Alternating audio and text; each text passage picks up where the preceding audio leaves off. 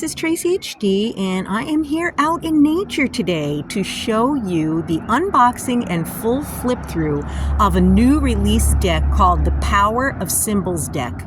Sacred Images for Meditation, Divination, and Coloring.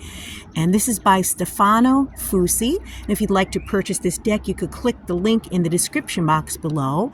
And this is from Beyond Words Publishing, and I just received this today, and it comes in a very sturdy box, so this is going to keep your cards protected. And let's see what we have inside the box. Okay, first we have a nice guidebook, and look at it, nice and thick. This is a well-made guidebook. It's a matte finish, and let's see what we have inside here.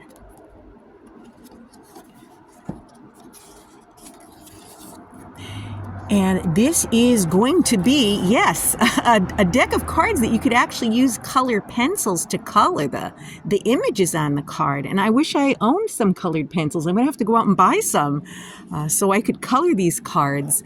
You have the table of contents. And then there's an introduction. And it says, Introduction, Traces of Infinity. Your vision becomes clear only when you look inside your heart. He who looks outwards dreams. He who looks within wakes up. And that's by Carl Jung. And I studied a lot of his work in college. And it says, many years ago, I was following meditation practices and techniques based on visualization, which allows access to wide mental spaces. I had been painting for some time. I have always done it ever since I could hold a pencil, a brush, or a marker. As I painted, meaningful images emerged. Over time, I came to understand that these images were messages. I was exploring, as I still do in art, life, work, and inner research. Through meditation, a living image came to me, a symbol that spoke, a spiritual ally who introduced himself then as Athenor. I hope I'm pronouncing that right. He was a man falcon and looked like an actual friend of mine whom I knew to be a medium, but at the same time, Athenor seemed to be made of sky and stars. He was wrapped in a cloak that made him visible and tangible, so to speak, with the half human and half bird face, both at the same time as wave and particle. Only later did I discover the alchemical meaning of his name. Athenor is the crucible where transmutations take place, the furnace in which we are digested and reshaped, melted and coagulated in the alchemic work, transformed into new forms. He suggested a path that I obviously struggled to understand and follow immediately, and that I still try to understand and follow. So it's going to go on and on telling you about the deck. You know, it's a nice introduction. It's rather long, so I'm not going to read all of this. And then it's going to go into body symbolism. Okay. Sacred symbols. A sacred symbol is part of a special class of signs. It does not merely refer to something that is not present and visible. It is not merely the depiction of an abstract concept or thought. It is that too, but it represents a concrete psychic reality in itself with intrinsic value. Some symbols have existed for centuries or millennia. And it's going to go on about the symbols, okay? So there's quite a bit of information as an introduction. Again, this reads like an actual book. And then it's going to tell you how to use the deck and the illustrations. Okay. And then it's going to go into the sacred symbols.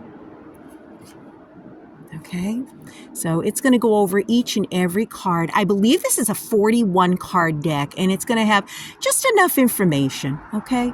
To me, I would say that's good. I don't like books that are that wordy, so I like things that are straight into the point. So very, very interesting. So let's take a look at the cards, and then maybe we'll pull a card and we'll read what the meaning is inside the book. And this is going to be like a matte finish. Actually, it feels very much like paper because, of course, these are going to be allowing you to color on the cards with coloring pens. And they're very large cards. I would say they're probably the size of an average oracle card. And the card stock is okay. Okay, it's decent. And let's take a look at the cards. Okay, so we have, oh, I dropped number 1. Here we go. 1 is Capemini. And then 2 is totem pole. We're all familiar with that. 3 is Zolkin and Hab. 4 is Chacana. 5 is Metacomo. 6 is Jurunga. 7 is Enso. 8 is Tori. 9 is Bagua. 10 is Dorje. I believe that's how you pronounce that, Dorje. 11 is Dharma Chakra. 12 is Om, and I'm familiar with that symbol. I have jewelry with that symbol on it. 13 is Lingam Yoni. Lingam Yoni. And Farah Vahar. 15 is Majin Dawid. 16 is Etz Hayam. 17 is the cross. And look at the beautiful hearts going around it. And then we have 18 is Ichthys. 19 is Crescent Moon. 20 is Hamsa. I have a lot of jewelry that have Hamsas too. Very beautiful. 21 is Ankh. 22 is Ujet. 23 is Mask. 24 Yami Ye Ohene. 25 is Labyrinth. 26 is Labrys. 27 is Caduceus. 28 is Goddess. 29 is Communion Rose. 30 is Etruscan Liver and Mirror. These are very unique, very unique cards and very detailed too. And this is 31, Ouroboros and the alchemical pots. 32 is Vitruvian Man. 33 is Triskele. 34 is Volknut and the Runes. 35 is Vegvisir. 36, Biavi. 37, Kolovrat. 38 is Sword, another beautiful card. And look, there's an angel behind it with the wings.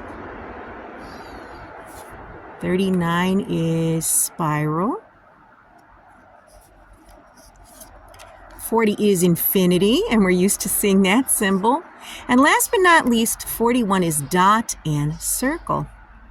And if you hear that in the background, the catbird is joining us in the video. Hear him? I love the catbird. Let's see how these are to shuffle. Very, very easy to shuffle.